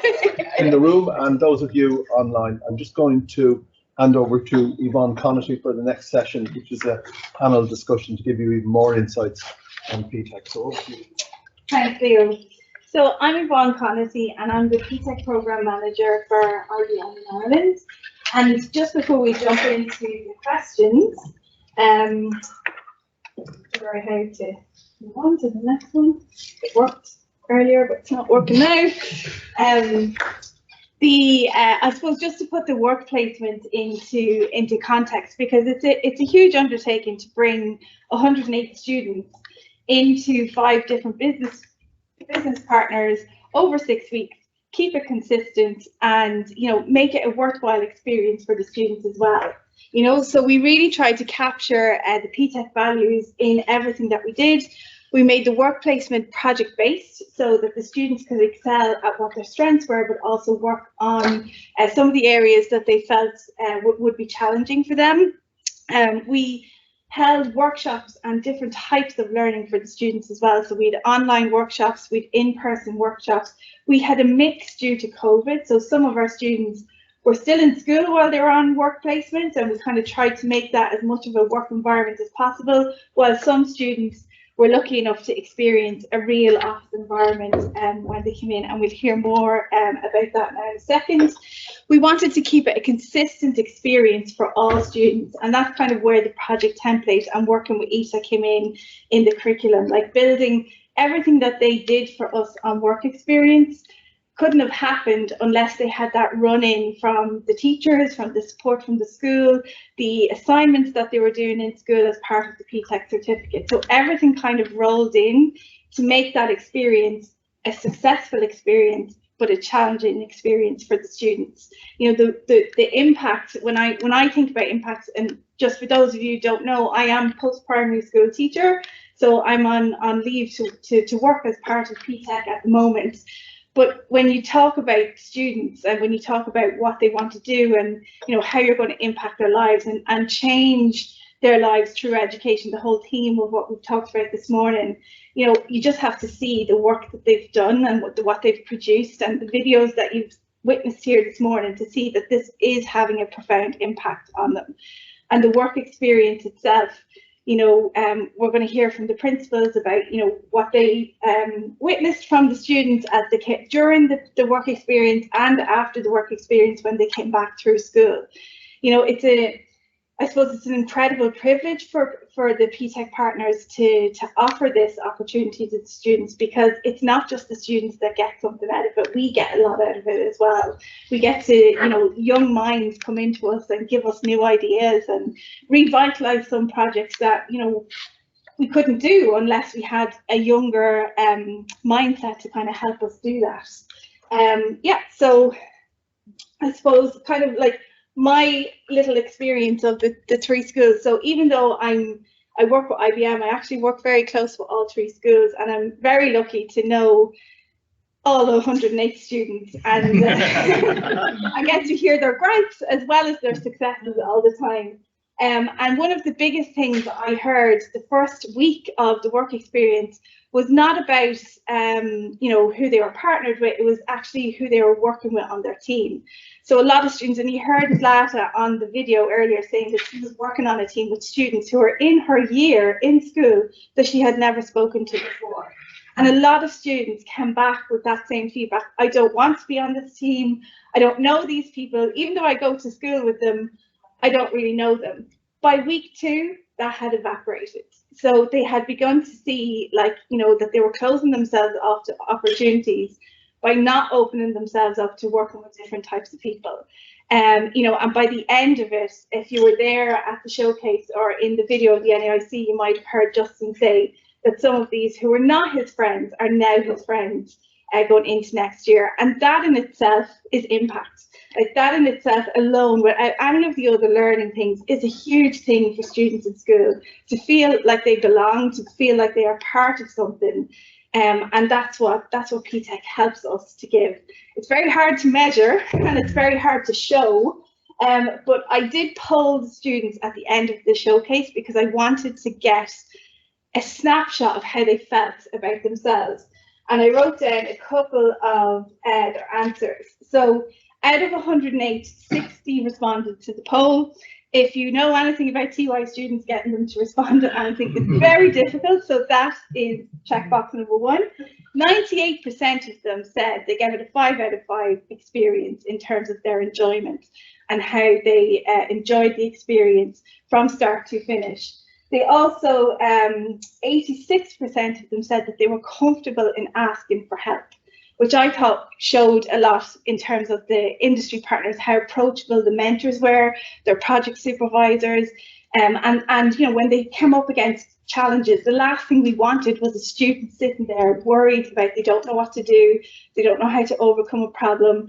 You know, we wanted it to be a very safe place for them to make mistakes and to try again. Like, and part of their project report was test and trial. So we needed to give them that space to completely fail and then come back at it and do it again. Surprisingly, 100% of the 60 said they would recommend the experience to next year's TYs, which is phenomenal. You know, we don't normally get that much of enthusiasm. I will add, you know, this was right after they did the showcase on all highs. They were all so happy. So I timed it well in terms of experience, but it would be interesting to see how they still felt about that if we were to poll them again next year. But I think from the wisdom of the workplace exercise, that again, that message was captured again about that enjoyment, about their sense of confidence. Like, words they used about how they felt was happy, confident, amazing, that they had a different outlook on what their career could be. They were open to new opportunities. They were proud. They felt accomplished, and they pushed past their comfort zone. And one of the most interesting ones that I thought was that they were grateful, that they could demonstrate they were grateful to their mentors, to their project supervisors, to all their teachers, to everybody who had helped them get to where they wanted to be. I still realise we're only at the end of year 1 of the PTECH certificate, but at the same time, for them to be in that mindset going into 5th and 6th year, not just for PTECH, but for their whole senior cycle, it's a great place for them to jump off into the rest of their senior cycle and then into their choices for what they do with their futures. So we have down at Digan here from Cisco, we have our 3 principals. So we've Sean Stack from St. Joseph's, we've Mary McAteer from Marino, and we've Thomas Usher from Larkin. So I'm going to jump to Downit first, because I know that you want to, Downit's going to share her experience as an industry partner, you know, just so you're not hearing from me the whole time. So hi everybody, I'm Downit Digan, and just to give you a bit of context of my role and why I ended up being the industry partner lead. My job within Cisco Dublin involves a bit of corporate social responsibility, and so when IBM and the PTECH lead Deirdre had come to chat to us, we got straight on board, despite the fact we have a small enough team. Cisco are huge, they're huge globally, but we have a small enough team in Dublin, but we wanted to tackle it either way. So then when it came to building up from year on year, heading towards the internship was always the big thing, right? But we had been paired with Joey's. So we were paired, industry partners were kind of loosely paired with schools in order to kind of give it a bit of focus at the time. And we were paired with St. Joseph's, and it was great. It gave us a kind of an insight, first of all, into the school, but into getting to know the students and how this is going to be a bit of a different, more interactive way of working. So a lot of the time, our mentors, we only have a few in Cisco. I know IBM were great. IBM are also paired with Joey's at the time. And so there'd be a large group of us doing great kind of open workshops with the kids, or doing design thinking with the kids and or with the students, and kind of just getting them mixed into different groups and getting them used to a different way of thinking, which was lovely. And so that would develop and go on from an industry point of view, with us doing our best to share our skills with them as much as possible, and then leading all the way up to the internship, where we took a small cohort from Larkin in the end, of 8 students, which I think for us, I mean, I thought it was incredible. I was with them every single day as the chief industry partner lead, but we had our members of staff, our mentors, we had kind of mentors coming in doing bits. We had international members, because our big part international colleagues come in as mentors and chat to them, just to give them a bit of a wider scope of things. But to be in with the students, COVID posed a whole lot of challenges for everyone. We're very aware of that. We had gotten to know some of the Joey students, but we were lucky enough that our offices were open. We were encouraged to bring people in, and the office is so quiet to have these 8 teenagers come in and bring what they do. And we were all quite nervous originally, and I'm sure the students were as well. Right? I'm sure about Larkin might be nervous as well about us taking them out of the school. But it exceeded our expectations, right? So you're talking about a quiet office of Cisco are a networking company, and our office is sales-based and finance-based. And then you have 8 16-year-olds coming in to give their ideas, and it's wonderful. Like, it was this great thing. There's only a handful of our colleagues in at the moment because of nervousness around the pandemic, and then they bring in this lovely energy, and then they get you to come in there and get their way of thinking. And I was, as I said, I was with them every day, and I have a really lovely relationship with all of them. But putting it in a context, Yvonne alluded to it earlier, you know, we gave them their project. They had one main project, and we took a Cisco product, WebEx, which is very similar to Zoom, and we told them to enhance it for their age group. So it was a bit more expansive than that. They came up with a concept that our team, who are, you know, employed to do these things, who are, you know, paid a lot of money to develop, hadn't thought of, right? And one of the things that was in the video earlier, our head of development in Galway, Keith, the Galway lead, had come to speak to them. And the way they work quite strictly is like, you know, you have to come up, part of this is a project, part of that, and part of the other. The students already thought of all of it, right? All of it, accessibility, which is a credit to how they're being taught, in my opinion, and the curriculum the way it is at the moment. You know, things that we're trained to think as employees. You know, you have to start thinking more about accessibility. You have to think more about inclusivity at every level. When they gave their pitch to Keith, it was all in there. So for us, it was an eye opener at their age to already be thinking like that, but to bring their fresh ideas, their way of thinking as an industry partner. It's been wonderful. It's also been a bit of a breath of fresh air, you know, to have them in there, and as an experience for all of us to come in. I think a bit of a teacher comes out in all of us when we start doing sessions with them, right? A bit of shush and a bit of all the rest of it, but no harm to us. And it's made more people want to get involved going forward, because once you have that positive experience as an industry partner, there's nothing better. It's our local community, right? We're based in East Point. And it's nice to see the schools, to get to know the schools. Like, I've been out to Marino, and we've had my colleagues have been out to different schools as well, to see them, to know the kids, to see how you can make an impact. And last week we were out at Larkin, and to have them come up and tell you how much they enjoyed it, or to tell, like, one student in particular, like Katie, I know, has improved or what their confidence level is in something that they didn't think they had. And on the opposite side, students who may not have been so engaged, when they are with us, were extremely engaged, like really, really engaged. And to be able to report that back to a school, or to Thomas and to their year head, Jim, it's lovely. It's a lovely feeling to go, I think we made something positive. I think one of my colleagues really touched base with your student. I think, you know, there was 2 students who excelled together, Lennon and Martin, who would never, I think I'm right, would never have been paired together. You're talking polar opposites. And when one of them wasn't in, the other kept talking about how he missed them and how their project wasn't, and they had to present without, you know, each other, and it didn't work as well, and it was a dynamic we didn't see happening. So again, it was them all paired in a way that it was an eclectic mix of students, but as an industry partner, we were privileged to bring them together, to present them together, to give them something that they worked really well on together, and then to showcase it, you know, like proud parents almost. And I think that as upcoming industry partners, that's something that you don't expect to get from it, and you do, you absolutely do. Thanks, Dermot. So I'm going to jump to the principals now, and I want each of them to kind of answer this question. So Isa earlier mentioned how you know, we have to give the students moments to flourish. So I want you to talk about your experience of witnessing that, or seeing that, either while they were on work placement, or earlier in the year when they were doing different aspects of the programme, or when they came back to school. So we might start with Sean. That's okay? Yeah. I suppose when I'm thinking of that question, the day I'm thinking of is the day of the showcase out in IBM. And I went out with a few of my staff, and we were looking, and the first impression we all had was, God, they look different. they physically looked different, more adult, more responsible. How they were speaking and presenting was that sort of responsibility. You could see that they were, I'm doing this for myself, and I'm doing this because I'm enjoying this. Not that they don't have that in school, but there's definitely a feeling of they're under instruction when they're in schools.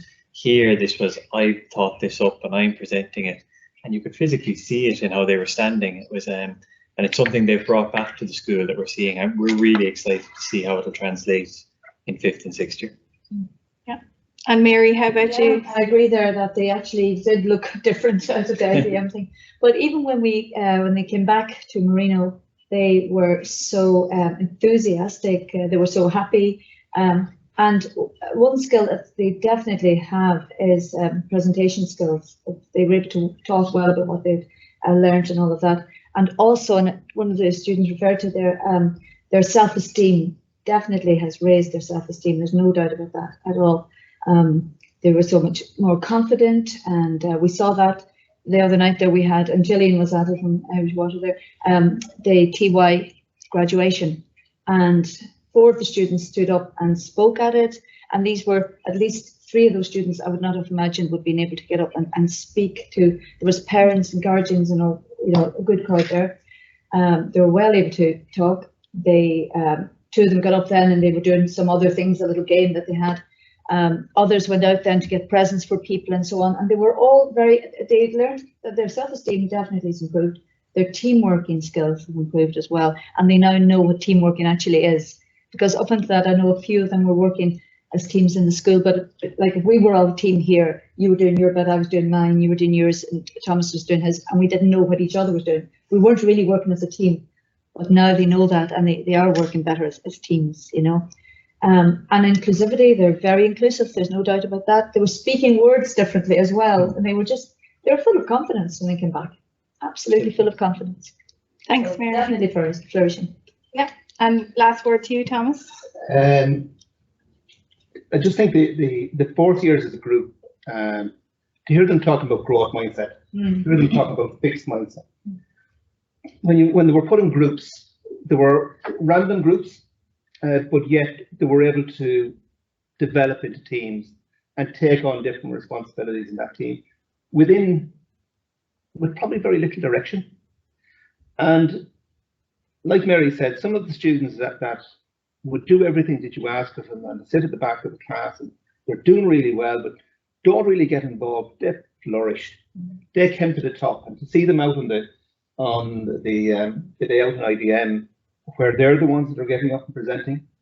And like Dan had said, there was 8 students of ours down in Cisco, and one of them had said very clearly, I didn't know these 7 people before I joined this group, and now I class these people as my friends. And I think what they've learned, I think, will have a major impact in relation to them going into the 5th year and 6th year, because it's given them skills that maybe we should have been doing for many years gone by. But it's given them a set of skills where they had independence to a certain extent, but they had guidance, a hand on the shoulder at the same time.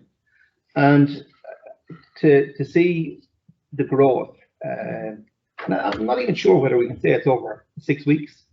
It's since the internships, or since the mentoring started when they were in 2nd year. So you had mentoring in 2nd year and 3rd year, and then growing into 4th year. And the uptake of the program in our school, we went from 2 TY classes to 3 TY classes. Next year, we're looking at about, out of 80 students, about 75 of them going into PTECH. Well, we say PTECH, but into transition year, where PTECH is such a key focus and such a key part of it. And it comes together with the work experience or the internship, but it's all the groundwork that goes in before that makes all that possible. And we say that students that do transition year will generally score between 10 to 15% higher in the Leaving Cert. Right, I can see these students even excelling on that because of the skills that they've developed. Thanks, Thomas. I think personal responsibility is definitely something that we have nurtured since 2nd year, since they start the PTECH program. But anecdotally, again, this is me having conversations with students throughout the whole year, not just during the internship. But I've witnessed things like students reevaluating their choices in terms of subjects, choices in terms of levels, recognizing missed opportunities, which for a TY student is huge. You know, like recognizing that maybe I should have worked a little bit harder, or maybe I should have tried it this way, or maybe I should have went back and thought about it again. You know, usually when you give feedback to students, they go right around in the copybook and they might look at it or they might not. But seeing them go back to things like, and going back to teachers to talk to teachers about, can they go, is there any way possible that I can go back and take higher level maths, for example? Or, you know, I had a mentor come to me who spoke about a student who was interning with IBM, who was considering leaving school, you know, and who had kind of not seen himself in a role like this, but, you know, and I mean this, it's not just the internship, it's not just that experience, it's the whole year.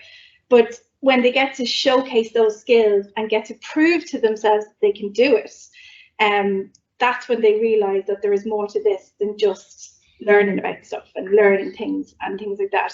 Was there anything that you experienced from the students, you know, at the end of this year, and taking in the whole year into account, that their attitudes kind of changed, or they became a little bit more thoughtful or mature about decisions they were making for senior cycle?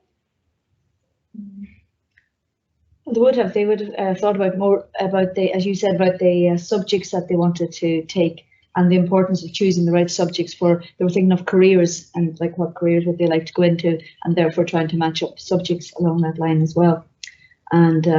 And what programs they want to do, if you want to do the Leaving Cert Applied or Leaving Cert Traditional, and what's the advantages and disadvantages of both. And they took it much more seriously than, you know, as you say, normally we could talk to them and they just have a mindset. You know, I think that growth mindset was a changer for sure. If I can give you an example of a student who we would have automatically thought was going to traditional Leaving Cert, and he came back and he applied for Leaving Cert Applied. And we asked him why did he learn, because that's the way I like to learn. And that was possibly as a result of what he's seen over the last year. And you know, we have to have further discussions to make sure there's no doors closed to him as a result of taking that option. Yet at the same time, he will hopefully, whether it's Leaving Cert or Leaving Cert Applied, will still leave with a level 6 special award in QQI as well. So that's a change where traditionally, I think,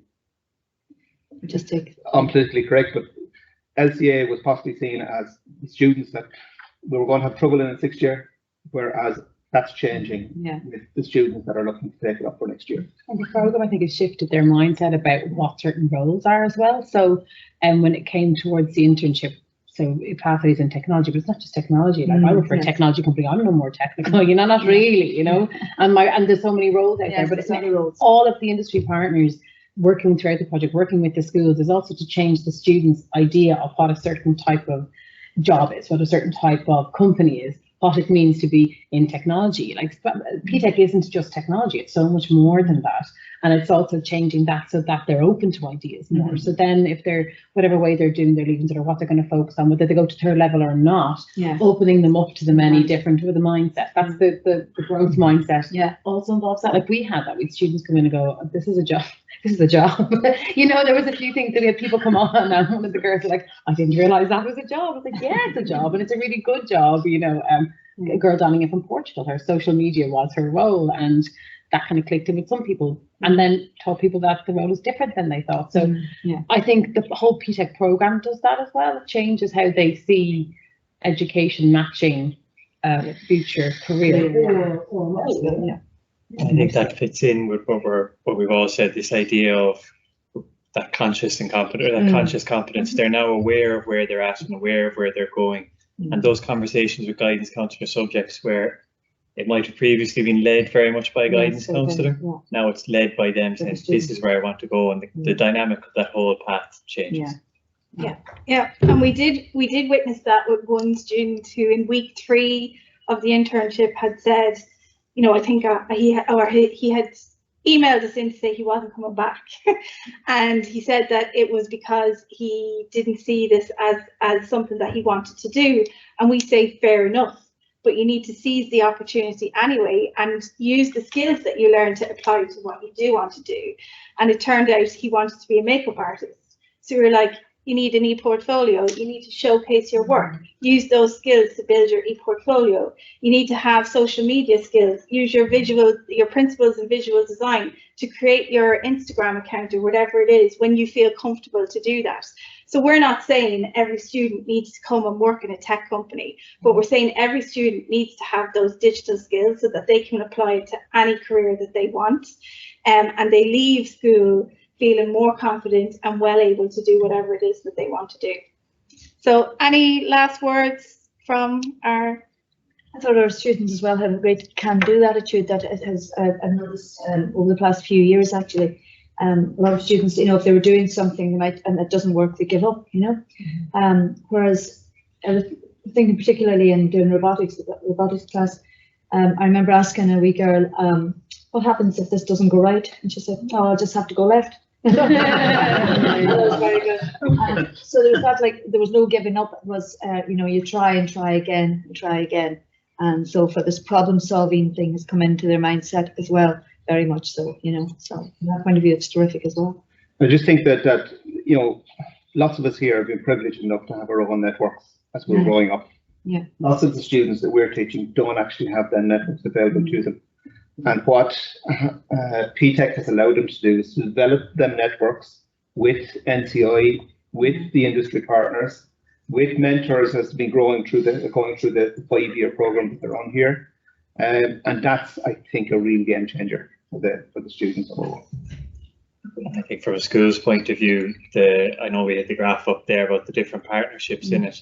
As the 3 schools at the front of this, there's been a lot of input everywhere, and I think it would really be stressed that this is tailor-made for Ireland, but also the school's voice and the needs of the student have been put at the centre of this, and that's been so important. This has been something that everyone's contributed to, and it's working because of that. Absolutely. I know that we want to open up for questions. So does anybody have a question for our panel from the audience? Could I ask a question? I'm just interested, particularly having 3 principals in front of us here. How is this interacting with the rest of the curriculum? Is it having any positive or negative impacts on the rest of the curriculum? Do you anticipate that kind of having more impact as they go into 5th and 6th year? Well, I suppose for me, I mentioned there that before that accountability and autonomy of themselves, and that's translating into the other subjects on a really, really practical level. COVID and the role of ICT in teaching. These guys have skills that exceed many of my teachers, and they came in, we had a coding short course come in, and at the end of it, the feedback was these guys are way ahead of what we're doing. So they're, on a practical level, they're kind of at the forefront of where education is going from what I see. I think in some ways it has pushed technology back, because we see students going around with phones, and these phones can actually talk to them and they can make them do things that we can only dream of. But yet some of them can't write an email. Some of them don't have the basic IT skills. And what we have done is, from our school point of view, we've pushed back. So we have an ICT class in 1st year, which is feeding into the coding and the robotics. So trying to develop the skills there that will, when friends get to 3rd, 4th year, they can have that skills. But with the skills that they've learned in 4th year, I think they're massively transferable into 5th and 6th year, particularly when it comes to project work. So when you're doing the histories and the geographies and all them projects that need to be done, I think they'll come into their own there. And you know, we say that if you don't know where you're going, any road will get you there, right? And in effect, what PTECH and what the internship has done, it's given them a path to follow, and it's given them some dream and something to work towards. And I think we'll all say that when you have something to work towards, you'll be far more focused going forward. I would agree entirely, and the skills that they've learned during the PTECH internship and program in general are transferable into lots of other subject areas that they can use, and the experiences that they have, they can bring forward as well to enhance their senior education, you know, senior cycle. Yeah. Hi, how you doing? My name's John O'Malley. I'm from Collinstown Park Community College. We're a school that like to to the PTECH school someday, if that's possible. I just have a quick question. Just it seems with two parts, if I can, and if you indulge me for a second, is PTECH a choice? I know you were saying, Mark, and it's a choice. Is it a choice? Okay, in first, second, and third year, every student takes coding and robotics as a short course. Okay. In fourth year, it's fourth year is optional. Okay. Right? But 6 hours of the 28-hour program is given over to PTECH, which is a significant amount when you put in a 6-week internship as well. So there's quite a lot of time going to the program. It's not optional. If you do PTECH, if you do transition, you automatically do PTECH. However, when you go into fifth year, you have possibly another opt-out of the program at that stage, and PTECH will get 2 hours in fifth year and 1 hour in sixth year to complete the level 6 program. Is the same. We have the same, exactly the same as Thomas has. The only difference for us is TY is part of our course. It's not optional. Okay, all right. So just like it seems like a real cultural shift in the school. You know, like becoming very tech focused or whatever it is. Just like, has there been? I guess you're only starting that. Have you guys lost anything? I guess by being, like you said, transferring to being so tech focused. I'm just thinking my school, just, you know, students that may want to become mechanics, that like they would have done TY work experience would have been, you know, local mechanic, or they would have done other different work experiences that now they can't. Like I just think for my own school, like this large cultural shift. Has there been anything lost by it? I personally don't believe so, because we're part of the NAIC here, and if we're part of the NAIC, it brings lots to the party. So we would have students that would go out to the hospitals. We've had students in the T-shirts office and work experience. We've students going all places, not as part of PTECH. So they do their 6-week internship, but they have opportunities to do their work experience during the year as well. Part of the TY program, just and it's to make TY as flexible as you possibly can, to make sure that it fits the student sitting in front of you. Yeah, many of our students have had other work experiences as well during the TY period. I know one of your students, Thomas, that we had, Martin, he's going on to do a work experience bit in the summer. Yeah. He would have been less engaged in school, I'm right? Yeah. And based on his positive experience, have done nothing to do with PTECH, having done other work experiences, he wants to go do one during the summer. He's got one in with Audi or one of these Jaguar Land Rover or something like that. No, definitely nothing's been lost. Yeah, and from a junior cert point of view, yes, there's 28 hours in the curriculum, and you're taking out 2 hours possibly for coding and robotics, but I think there's enough flexibility within the curriculum to be able to do them things. You know, in DESH schools, traditionally, extra support, extra resources would have gone into literacy and numeracy, but I think there's a win-win no matter what you do. Laura, my interest is in the impact on your teachers. Has there been an impact? For me, we were talking about this earlier, so the teachers would have had to be trained, whether it was in the level 9 program or whatever, for them going forward. I think I'll let Thomas and Mary talk about their own schools. For me, I'm in the fortunate position that I have too many teachers wanting to do the program as opposed to not enough. So it's more managing that, but I suppose teachers recognise the benefit and the culture and the enthusiasm, and that translates into what they want to do, and it's kind of that mutual feedback. So I've had the opposite problem of too many wanting to be part of it. Yeah, we have a sufficient number of teachers wanting to do them as well, and I think all of our teachers are very IT literate. You know, they really are, and we're like an iPad school for years now. So one of the things that we would have had concerns about at the beginning was that it's only going to be your maths and your science teachers that are possibly going to take this on.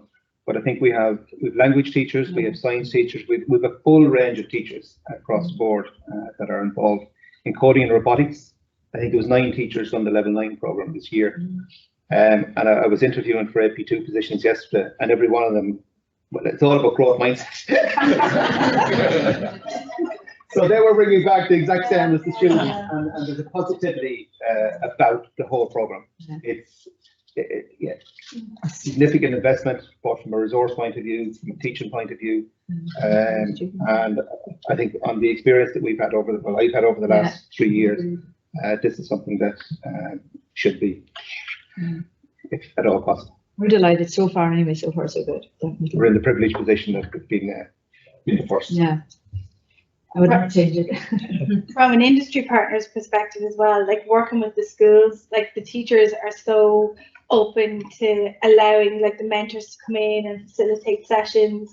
Of course, they have to be vetted and all the rest to get them in there, but we've had some of our PTECH teachers come out and help train the mentors and, you know, give them the background of what type of student is going to be sitting in front of them, of you know, how best to engage the students, being aware of some of the situations and some of the backgrounds that the students are coming from, you know, because some of the mentors and the people who are working and volunteering in PTECH, you know, would have had the usual, you know, went to school, went to college, got the job and has continued to work that, whereas that's not the general pathway of a lot of the students that we work with, and that's what we're trying to open up for them. So having the students help support the mentors, help train the mentors, like give their thoughts and ideas about different activities that we do. Like we just all, like Leo alluded to it earlier, we are just collaboration well, I was going to say stations, but that rhymes, but that's how we work. And it's how it has worked from the very, very start with the 3 PTECH coordinators that started with me on my own before we got the other industry partners, kind of my counterparts and the other industry partners on board. Like we've always worked together. Everything that we do is discussed and planned so that it benefits the school, it doesn't impact the teachers too much, and that we're there as a support rather than a hindrance. There's also open conversations. So we have been on numerous sessions. Due to COVID, there was a big virtual session that included all the staff, and the whole point is to work collaboratively so that we're not as industry partners thinking, oh, this is a great idea, and then not taking it into account what might or might not benefit the school. So it's a proper open conversation at all times. And even when it comes down to the sessions in school, like the when we're doing the design thinking, or you're doing the kind of the more fun sessions, again, that has to work with the schools, whatever works with the timing, you know. So we went out to Joey's, let's say, and we did marble running a few different things to get the kids moving. Again, that works for the school, works for the students, you know, what works for the teachers, and they're all there, they're all part of it. So you end up having a really nice relationship between, even though you're coming at it from 2 different ways. And I think that's what makes it work so well, that there's no bulldozing, you know, from either side. Yeah. For example, when in junior cycle coming around time for the CBAs, like we'd say to teachers, is there anything we can do to help support what's happening in the school? So for, you know, like in geography and history and English, they have to do presentation skills. So we might do like a little workshop in presentation skills at the end, towards the end of second year, to help support that.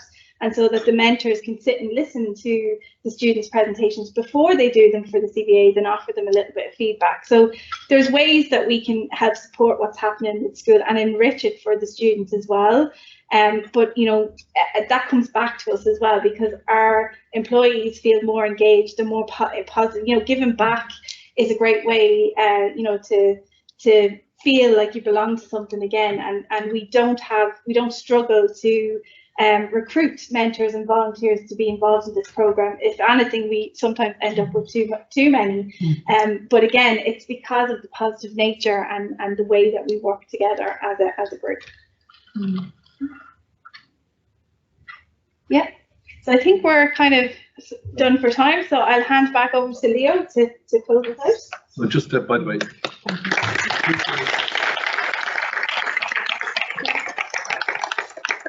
And your own sharing of that panel session. So look, thank you all for being here this morning, and both in person in the room and those of you online.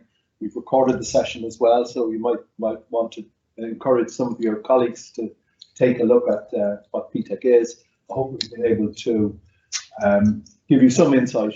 It's still work in progress. There's still a 5th and 6th year component to run through, but so far this is where we're at the moment, and we have to be able to continue in the same vein.